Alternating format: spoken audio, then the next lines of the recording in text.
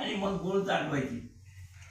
आता गुळात तेवढ्या पुरतात जेबीला लागल्या पुरतात थोडंच, पण परत आहे तीच अवस्था का, तर त्याचा संकेत जो आहे तो त्यालाच माहिती. आपल्याला माहित आहे का?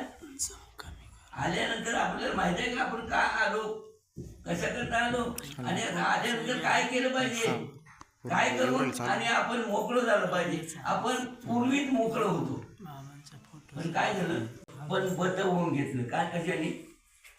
आल्यानंतर प्रत्येकाची आशा वाढते, आशा ही प्रत्येकाला लाडते. आता आपला विषय बराच होऊन गेलेला आहे. काय तुमचं जे काही विचार आहेत ते चांगले आहेत, पण संस्कृती जी आपल्याला टिकवायची ते महात्म्याचा आधार आहे. ज्यांनी तुम्हाला हे इथपर्यंत पोचवलं, किती उपकार आहेत. केले उपकार सांगू काय, बाप न करी ऐशी माय. अक्षय दान दिले, अक्षय क्षय नाही अशी अवस्था दिलेली आहे, भय नाही अशा अवस्थेत नेऊन ठेवलेली आहे. ही सगळी भ्रांतीच दूर करून टाकलेली आहे. आता पाहिलं ना तुम्ही, सगळे प्रमाणात देऊन गेले, म्हणजे भय संपलेला आहे अशा अवस्थेत नेऊन ठेवलं. किती उपकार आहेत, असं कोणी आहे का बात? मग ती अवस्था त्या बाळाची, तो रगाला उभारला लागतो, मोठा होतो, मग सगळा व्यवहार त्याच्या पाठीवर आणून नाही देतात सगळे का, आणि तो पाठीशी दिल्यानंतर तो बोजा वाहून वाहून वाहून वाहून काय होत असेल त्याला माहिती. पण त्यामध्ये जर आता आपली अवस्था आहे, ही अवस्था जर त्याला प्राप्त झाली असेल तर त्याला आनंदाचा पूर येत असेल.